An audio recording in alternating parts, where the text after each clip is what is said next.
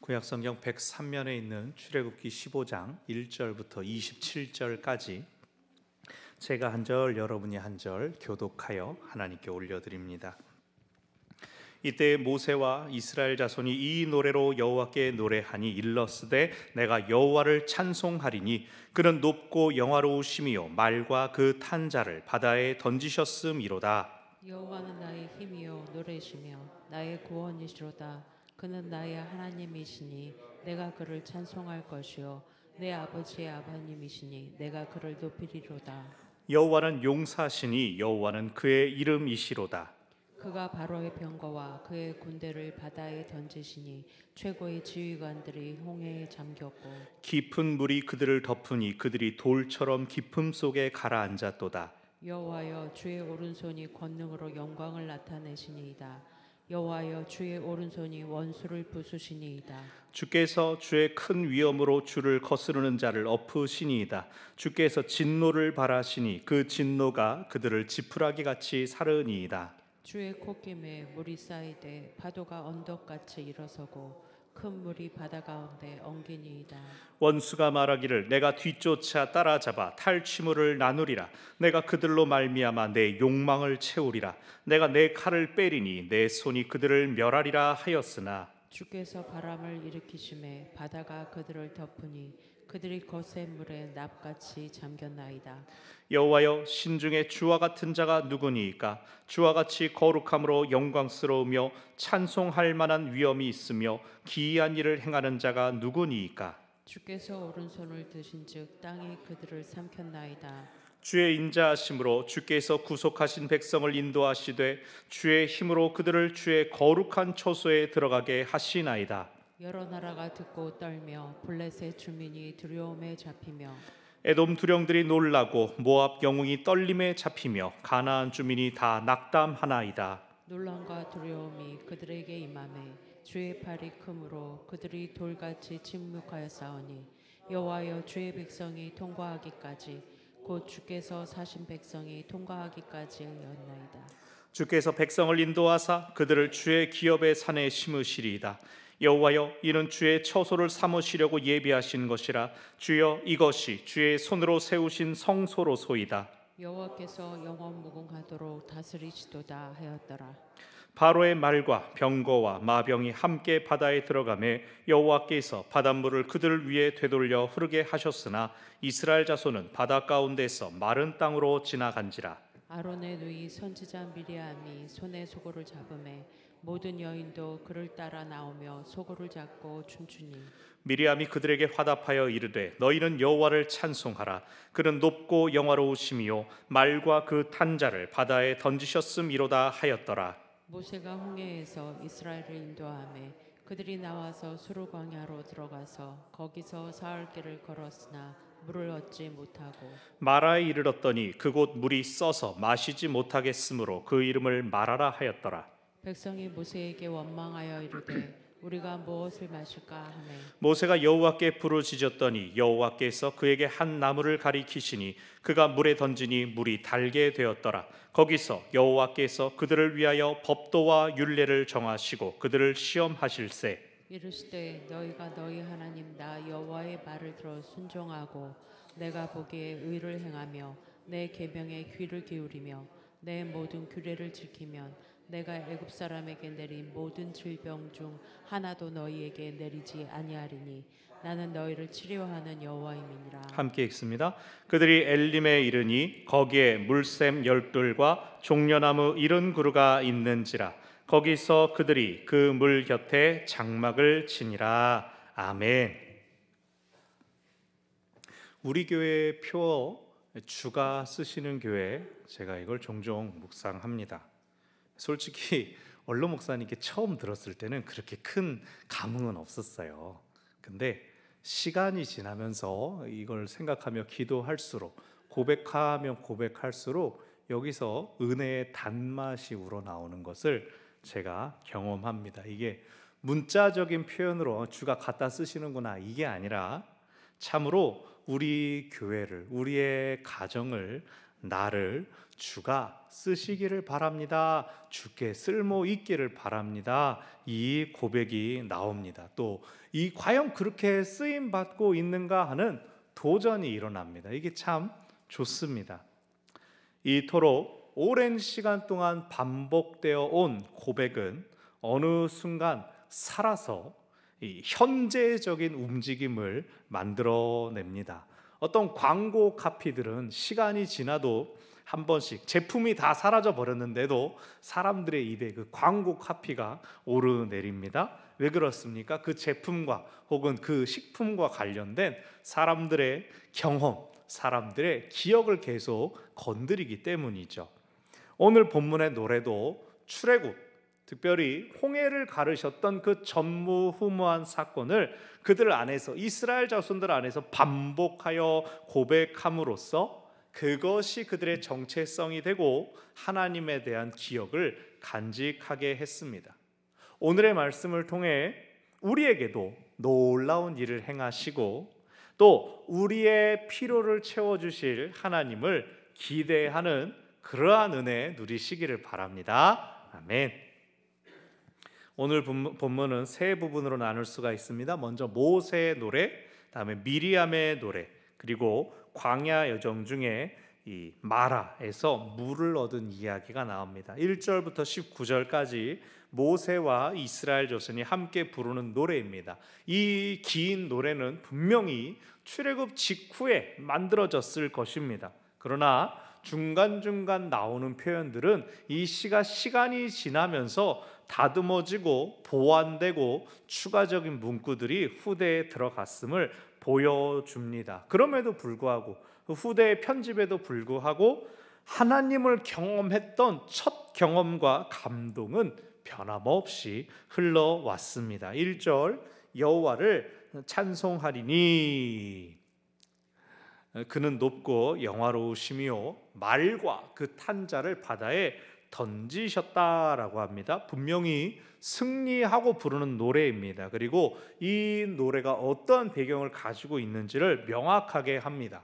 이스라엘을 추격해오고 있었던 무리들은 애굽이 자랑하던 말, 그리고 애굽의 특산품 병거들이었습니다. 그러나 하나님께서 당신의 백성들을 지키기 위하여 친히 일어나셨습니다. 그리고 대적들을 바다에 던지셨습니다. 이 던지셨다라는 표현이 또 기가 막힌 표현 아닙니까? 보통 말과 병거들은 단단한 평지 위를 달립니다. 바다 근처 가지 않습니다. 모래는 바퀴가 다 빠져버릴 겁니다. 그런데 이들이 바다로 던져졌다라는 것은 그들이 자신이 쌓아던 싸움터에서 쫓겨났다, 스스로 빠져나올 수 없는, 스스로를 구원할 수 없는 상황을 뒤집을 수 없는 상황 가운데 몰렸다. 누가 하셨다고요? 하나님이 갖다 던져버렸답니다. 애굽은 약한, 도망하는 노예였던 이스라엘 자손을 치려고 자기들이 유리한 싸움을 싸워낼 줄 알았지만 하나님께서 맞서시니 상황은 역전되고 적들이 도저히 이 반격할 기회가 없게 되었습니다. 그래서 2절에서 여호와는 나의 힘이요 노래시며 구원이라고 찬송합니다. 주님께서 버틸 힘을 주십니다. 주께서 허락하신 승리가 나의 노래가 되고 구원이 됩니다. 그 구원의 하나님은 지금 나에게뿐만 아니라 이전에도 내 아버지의 하나님이셨다. 이 앞서서 역사 가운데, 과거 가운데 계속해서 신실한 구원의 역사, 은혜의 역사를 오늘까지 베풀어 주셨습니다. 그리고 지금도 함께 하실 뿐 아니라 앞으로도 함께 하실 것입니다. 힘과 구원이 되시는 하나님은 언제나 신실하게 은혜를 베푸시는 하나님이십니다. 아멘. 그렇게 3절까지 용사이신 하나님을 찬양합니다. 힘이 되신다 그러면 나를 싸우게 하시는 하나님인데 용사하시다라고 하니 주가 친히 싸움도 싸우신다는 것입니다. 그러니 하나님 믿는 게 얼마나 행복한 일이에요. 하나님이 다 싸우신답니다. 그러면서 잘 보라고 구경할 힘도 주신답니다. 할렐루야. 기도는 해놓고 아이고 이제 내가 어떻게 하면 되나 발을 동동 댄다면 이거 되게 불쌍한 거 아닙니까? 하나님 나를 도와주세요 라고 한 다음에 기도를 했는데 내가 어쩌면 좋을까? 이러고 있으면은 기도해서 내가 뭔가 충전받아서 내가 하려고 하는 불쌍한 사람이죠. 여러분, 기도는 하나님께 맡겨버리는 겁니다. 기도하면 하나님께서 힘을 주시긴 주십니다. 근데 주시는 힘이 자, 힘 줬으니까 수고해라, 화이팅! 하나님 그렇게 하시는 것이 아니라 기다릴 수 있는 힘을 주시는 겁니다. 버틸 수 있는 힘을, 용기를 주시는 것입니다. 하나님이 용사이신 하나님이 싸우십니다. 하나님이 길을 내시고 문을 열어주십니다. 하나님을 신뢰하는 우리 모두가 되기를 바랍니다. 아멘. 4절부터 구체적인 진술이 나옵니다. 1절, 말과 탄자를 던졌다가 무슨 뜻인가? 4절, 바로의 병거와 그의 군대를 바다에 던지셨습니다. 최고의 지휘관들이라는 표현은 바로를 돕는 장관들, 책사들입니다. 사람의 지혜를 바로에게 막 주어서 어떻게 해야 됩니다라고 작전을 짜줘야 되는데 그들도 다 바다에 빠져버렸습니다. 그러니 인간적인 어떤 도움도 기대할 수 없습니다. 하나님을 상대하는 사람은 전혀 받을 게 없습니다. 여기서 말하는 바다는요, 단순히 홍해에 잠겼다라고 하는 그 홍해바다만을 이야기하는 것이 아닙니다. 그의 군대를 바다에 던지셨다. 그 바다는 노아의 홍수 때 하나님을 거역했던 사람들이 심판받은 바다입니다. 바로의 군대가 뽐냈던 위험, 기상이 태고적부터 있었던 그 바다에 다 가라앉아서 역사의 뒤안길로 사라져 버렸다라는 것을 의미하는 겁니다. 하나님을 대적한 자의 결말이 얼마나 두려운 것인가, 믿는 사람들을 이기게 하시는 하나님의 승리가 얼마나 완벽한 것인가를 드러내는 것입니다. 그래서 5절, 돌처럼 깊음 속으로 가라앉아 버렸다라고 합니다. 좀 넘어가서 8절을 보면 홍해가 갈라져서 길이 나온 모습을 구체적으로 묘사하고 있습니다. 콧김에 물이 차곡차곡 쌓여서 파도가 마치 언덕처럼 일어섰다. 큰 물이 바다 가운데 엉겼다. 찐득찐득 끈적끈적하게 상상이 안 가죠. 14장 21절 22절을 보면 모세가 지팡이를 든 손을 바다 위로 들어 올렸을 때 동풍이 불어오기 시작했다. 그 동풍이 밤새 불어서 바다가 물러가고 마른 땅이 되었다. 그러니까 14장이 보여주는 그림은 우리가 잘 아는 미남 모세 찰톤 헤스턴이 막 수염을 날리면서 쫙 하니까 바다가 훅 하고 이렇게 열려버린 그 그림이 아니라 성경이 보여주는 건 바람이 불기 시작하더니 계속 불면서 샤샤샤샤샤샤샤샤샤 마치 썰물 빠져나가듯이 물이 샤 그리고 가운데는 땅이 확 하고 마르는 그러한 모습을 보여줍니다. 물이 길 좌우에 벽이 되었다. 아직 8절이에요. 물이 길 좌우에 벽이 되었다. 동풍은 주의 하나님의 콧김으로 비유가 되고 있습니다. 물이 벽이 된 모습은 파도가 일어서고 물이 엉긴 것처럼 표현되었습니다. 이렇게 원래는 흐르던 찰랑찰랑 바다가 벽이 되어 내준 길로 이스라엘 자손은 지나갔지만 애굽 군대가 따라가다가 확 덮쳤다. 태고의 바다가 그 위에 덮쳐서 그들을 역사의 뒤안길로 보내버렸다라고 노래하고 있습니다. 근데 이것을 원수들은 상상도 못했기에 쫓아가면서 승리를 과신했습니다. 원수들이 하는 말이 9절입니다. 내가 뒤쫓아 따라잡아야지. 탈취물 빼앗아야지. 그리고 그걸로 내 욕심을 채워야지. 신상 빽 사야지. 잡아꿔야지. 내가 칼을 빼서 그들을 멸해야지. 이 위협은 실제적인 것이었습니다. 그들은 그만한 능력이 있었습니다. 이스라엘 자손은 겁에 질려서 도망가고 있었습니다. 그러나 10절 하나님의 바람에 날려가 버렸습니다. 그들이 의지하고 있었던 말과 병거가 하나님의 콧바람에 휙 하고 날아가 버리고 또 그 위에 바다가 덮쳐버리는 바람에 납처럼 가라앉았습니다. 하나님은 눈에 보이는 실제적인 위협까지도 눈에 보이지 않는 바람으로 물리치실 수 있는 분이십니다. 아멘. 이렇게 대단하고 놀라운 분이 11절 다른 신들 중에 찾을 수가 없습니다. 이건 다른 신이 있다는 게 아니라 이방 민족들을 향하여 자랑하는 겁니다. 니들 믿는 신 다 데려와 봐라. 이런 신 세상에 어디 있는가 봐봐라. 12절 주께서 원하시는 대로 주가 오른손을 드시니까 땅이 이번엔 제 차례입니다 하고 적들을 삼킨답니다. 13절 주의 인자하심, 구약 성경에서 인자하심 나오면은 거의 다 헤세드, 주의 사랑하심입니다. 주의 사랑으로 당신의 백성들 인도하셔서 거룩한 처소에 들게 하십니다. 주의 성소로 백성들을 인도하십니다. 지금 애굽의 종살이에서 광야로 나온 그 백성들을 어디까지 갈 것이라고 지금 믿고 있습니까? 주의 거룩한 처소로 우리를 인도하실 것이다 라고 하는 기대감이 나오는 겁니다. 그리고 여기 23절부터 이 노래의 모세의 노래의 두 번째 주제가 시작됩니다. 당신의 백성들을 광야를 지나 가나안 땅으로, 약속의 땅으로 인도하신다는 겁니다.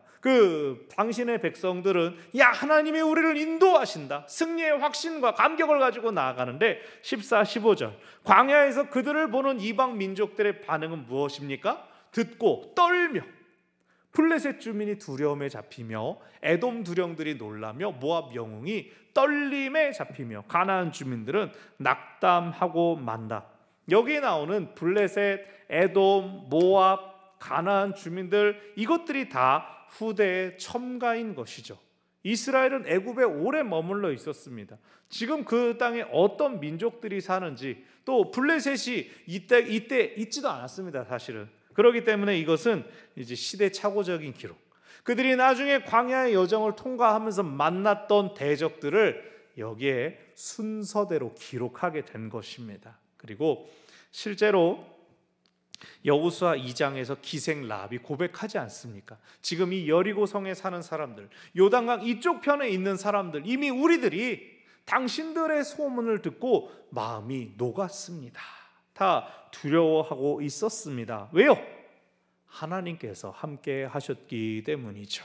그들이 노예였을지라도, 그들이 사막에서 떠돌아다닐지라도 하나님께서 그들과 함께 하심으로 그들은 강한 민족이 됩니다. 그들은 힘 있는 민족이 되고 주변 사람들로 두려움을 품게 합니다. 16절 그 두려움에 사로잡힌 사람들은 돌처럼 침묵하였다. 주의 백성들이 통과하기까지 이러고 지나갈 때까지 조용히 기다리고 있는 거예요. 눈 안 마주치려고 눈 깔고 있고 그랬다는 겁니다. 여기 재밌는 표현이 이제 돌처럼 침묵했다라는 표현이죠. 예수님께서 예루살렘으로 들어가실 때 아이들이 호산나 호산나 이러고 있으니까 바리새인들이 막 꾸짖지 않았습니까? 이 애들이 지금 뭔 소리 하는지 알고 있어. 예수님 뭐라고 하셨습니까? 이 아이들이 소리치지 아니하면 돌들이 외칠 것이다 하지 않았느냐. 그래서 돌은 원래 침묵하는 존재인데 오죽하면 돌들이 외칠 거다라고 했겠냐. 예수님 그렇게 말씀하셨죠. 그런데 마치 하나님의 백성들은 지금 신이 나가지고 세상 모든 사람들아 주를 찬양하여라 우리 앞에 다 선곡한 것이 그래서 고른 거예요. 근데 하나님을 모르는 백성들은 침묵할 수밖에 없다라고 하는 것이 여기 나옵니다. 주의 백성이라고 하는 표현 16절 마지막 절에 주께서 사신 백성이라고 하고 있습니다. 하나님께서 당신의 백성들 주께서 사신 백성이라고 표현합니다. 우리에게 처음 다가오는 이미지는 유월절 어린 양을 통한 유월절을 지켰기 때문에 대속적인 구원을 떠올리게 됩니다. 그런데 원어의 표현은 그런 대속적인 이 구원이 아니라 출산했다, 부모가 되었다, 즉 주께서 낳으신 백성이라고 표현하고 있습니다. 하나님께서 이 광야의 시간들을 통해서 그들을 새롭게 태어나게 하신다는 것이죠. 마치 홍해는 어머니의 양수처럼 그들이 통과해 나오게 된 것이죠. 그들의 신분은 더 이상 애굽의 노예가 아니라 하나님의 자녀가 되었습니다. 이미 출애굽기 4장 22절에서 하나님께서 바로에게 말씀하십니다. 이스라엘은 내 자녀다, 내 장자다라고 말씀하셨습니다. 하나님은 우리와 친밀한 관계를 맺기를 원하십니다. 그런데 어느 정도로 친밀하냐?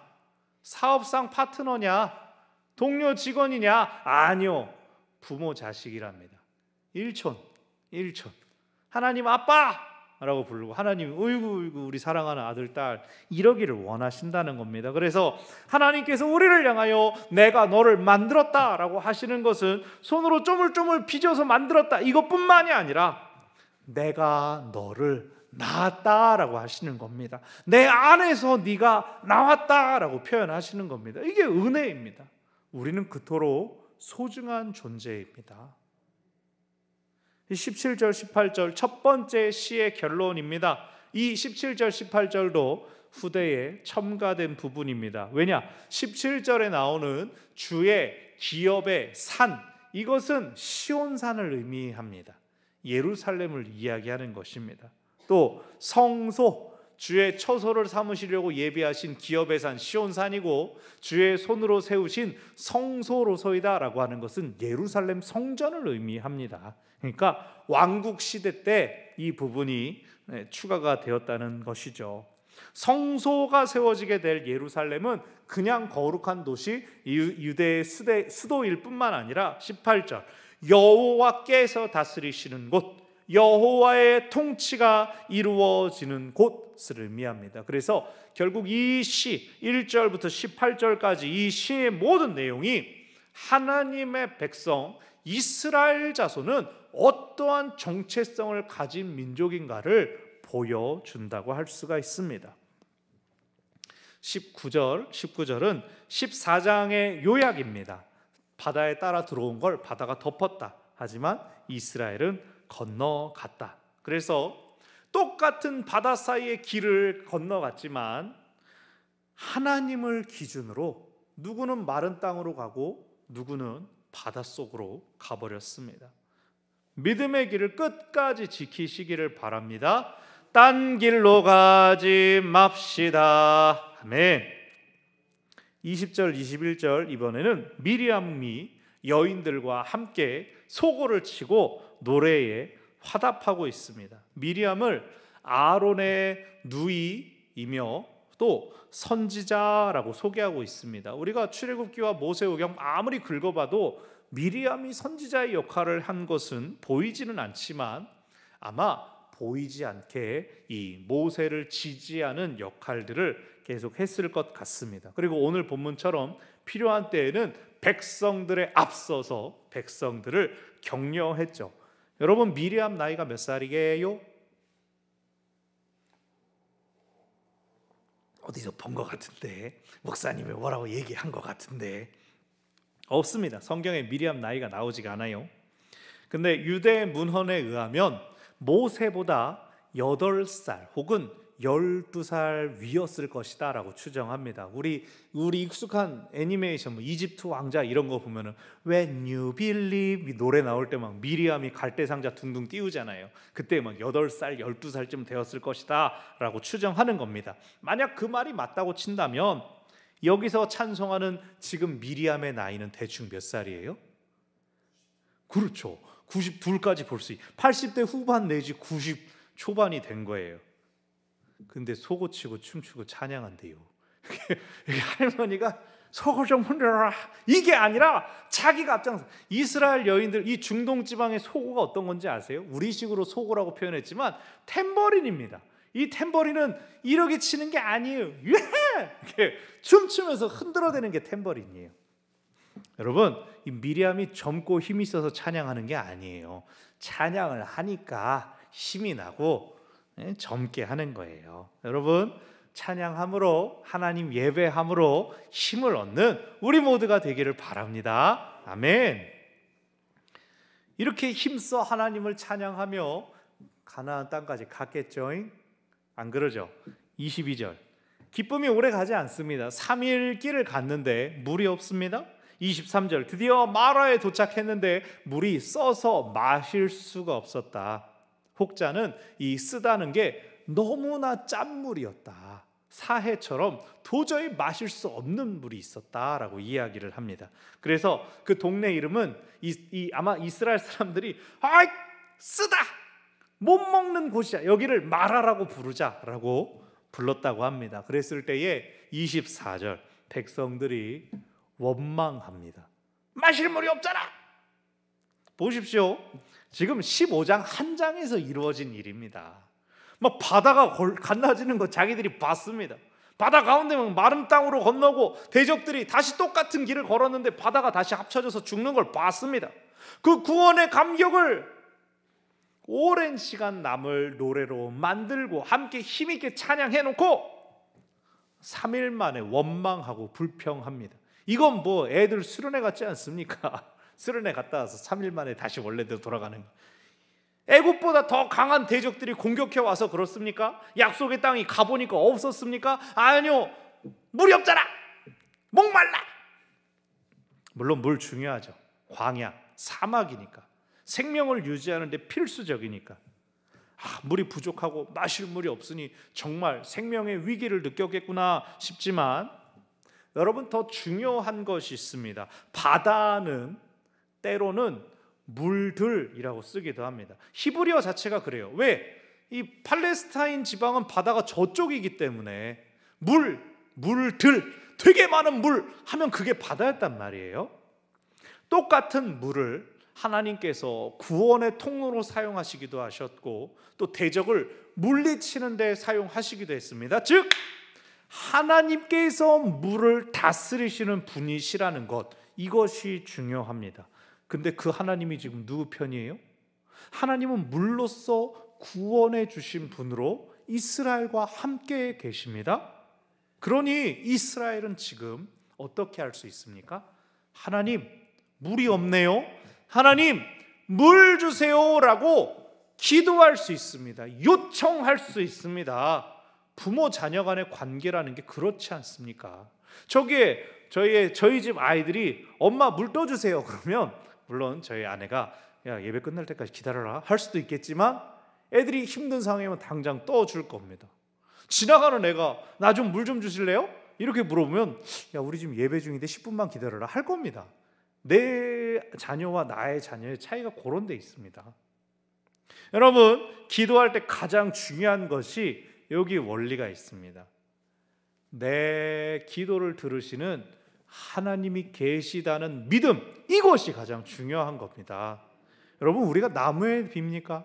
우리가 해와 달에 빕니까? 이곳 예배당에서 기도하면 하나님이 잘 들으실 것 같아서 예배당을 향하여 기도합니까? 본당에 빌고 기도합니까? 아닙니다. 우리는 분명히 살아계신 하나님을 믿고 하나님께 확실히 기도하지 않습니까? 그것은 하나님을 인정하는 것입니다. 우리가 기도하는 것 자체가 하나님이 살아계시다, 하나님이 우리의 기도를 들으신다라고 믿는 것입니다. 그리고 하나님은 우리 기도에 응답하시는 분이십니다. 여러분, 기도할 때 이게 제일 중요한 겁니다. 기도가 나중에 들어지고 응답되고 어떤 결과가 나오고 이건 다 부차적인 겁니다. 내가 기도해야겠다, 이거 하나님께 여쭈어야겠다라는 것 자체가 하나님이 계시는 걸 내가 믿고 있기 때문에 가능한 것입니다. 자, 25절 백성들은 원망하였지만 25절 모세는 여호와께 부르짖습니다. 문제를 하나님께 맡겨드립니다. 주여, 먹을 것이 없습니다. 물을 마실 수가 없습니다. 하나님 방법을 알려주십니다. 하나님이 어떤 나무를 가리키시고 그 나무를 물에 던졌더니 물이 정화되어서 먹을 수 있는 물이 되었더라. 학자들은 물이 가지고 있었던 독성 혹은 그 짠 기를 이 나무가 일종의 필터 같은 역할을 해서 먹을 수 있게 되었다라고 보는 해석이 있습니다. 전통적인 영적인 비유로 이 물에 던져진 나무는 예수 그리스도의 십자가라고 합니다. 도저히 마실 수 없던, 도저히 구원할 수 없던 죽음의 물, 그 죽음 같은 우리의 생명이, 우리의 삶이 예수님의 십자가로 인해 생명의 물이 되었습니다. 사망에서 생명으로 옮겨졌습니다. 예수님을 통해서. 그래서 오늘 본문의 이야기는 하나님께서 우리의 필요를 채워주실 뿐 아니라 우리에게 영원한 생명을 허락하여 주신다는 것입니다. 이곳에서 하나님께서 그들을 위하여 법도와 율례를 정하시고 그들을 시험하셨다라고 합니다. 시험하셨다는 게 자, 지금부터 쪽지 시험을 보겠다, 그것이 아니라 하나님 지금 물어보시는 겁니다. 너희가 나를 믿고 의지하겠느냐?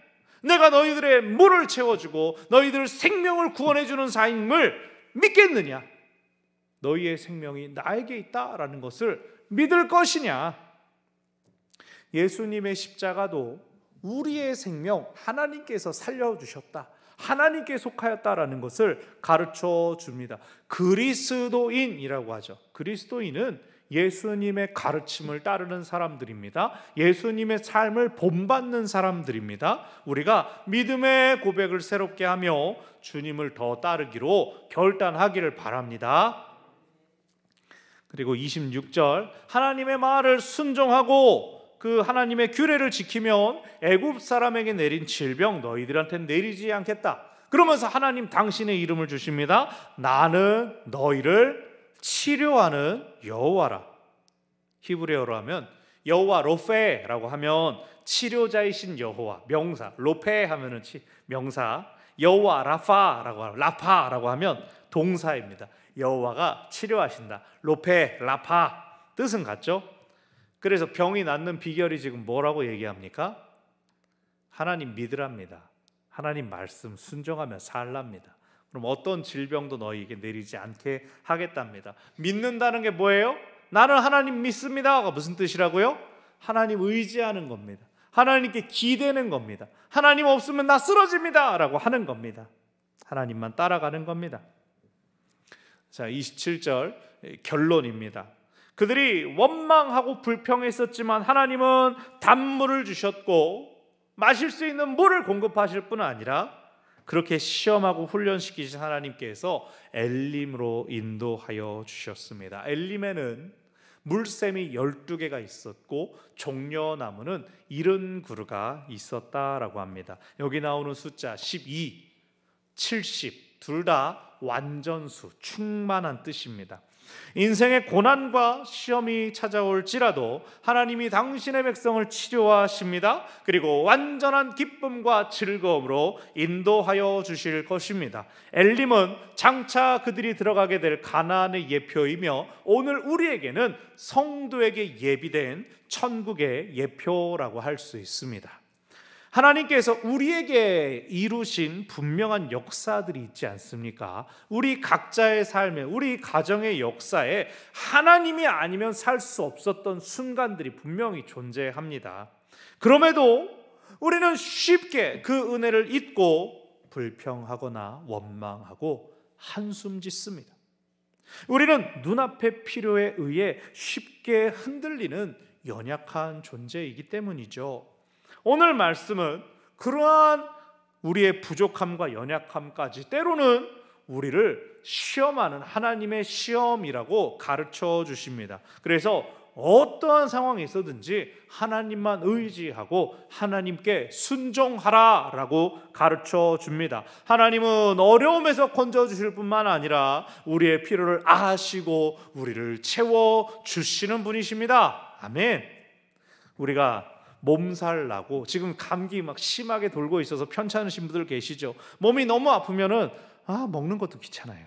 뭐 차려 먹는 거 너무 싫고 끓이고 서 있기도 너무 싫죠.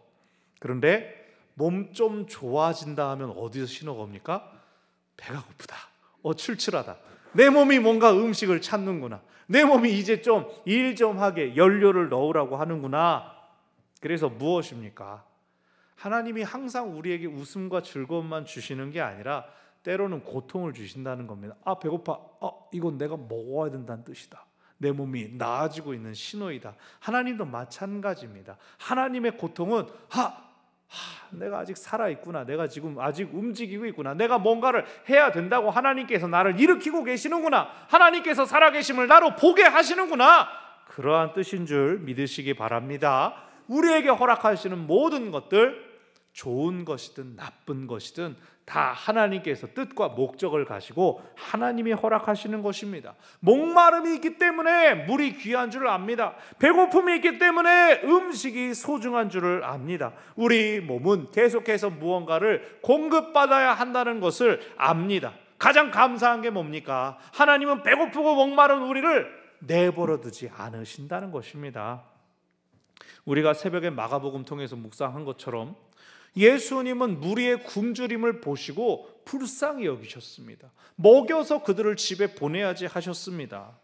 오늘 마라에 쓴 물이 마실 수 있는 물로 바뀐 것처럼 예수님은 고작 7개의 떡을 가지고 4,000명의 사람을 배불리 먹이셨습니다. 하나님께 놀라운 계획이 있을 뿐만 아니라 하나님은 실제로 그 일을 행하시는 분이십니다. 바로 구하는 자에게 그 일을 행하여 보여주십니다. 그것을 경험하는 비결, 하나님을 의지하고 하나님께 부르짖는 것입니다. 우리를 아시는 하나님께서 우리에게 무엇이 어떻게 채워져야 되는지를 아십니다. 우리가 어떻게 감사할 수 있는지 하나님은 다 알고 계십니다. 그래서 우리가 가장 집중할 것은 무엇입니까? 당장 우리 앞에 있는, 우리 직면에 있는 어려운 문제, 연약함, 그것이 아닙니다. 여태 하나님 나한테 어떻게 해주셨는가? 거기에 가장 집중해야 됩니다. 하나님이 언제나 우리에게 좋은 것을 주셨지, 이 힘든 것 지난 다음에 나는 더 성장하겠구나, 나는 더 성숙하겠구나, 하나님을 내가 더 만날 수 있게 되겠구나, 그 경향성, 하나님의 선한 경향성, 그것을 기억하십시오. 내가 이전에 이보다 더 힘든 일이 있었어. 근데 내가 지금 여기 살아있네. 그럼 이것 또한 내가 이길 수 있어. 하나님이 나와 함께 하신다. 여러분, 그것이 있으시기를 바랍니다. 지금 어렵지만, 막막하고 답답하지만 기도하면서 기다리는 가운데 하나님의 도우심을, 하나님께서 우리를 가르치고 훈련시키심을 마침내는 만나게 될 것입니다. 말씀을 정리합니다. 우리 찬양팀 앞으로 나오십시오. 우리 하나님 참으로 좋으신 분이십니다. 아멘. 우리 하나님은 참으로 우리의 필요를 채워주시는 분이십니다. 아멘. 이 고백을 우리 삶에서 놓치지 말고 항상 붙드시기를 바랍니다. 하나님이 어떤 분이신지를 잊지 않는다면 우리가 처한 상황이 아무리 힘들고 아무리 어려울지라도 우리는 반드시 하나님의 도우심, 하나님의 구원하심과 인도하심을 만나게 될 것입니다. 아멘.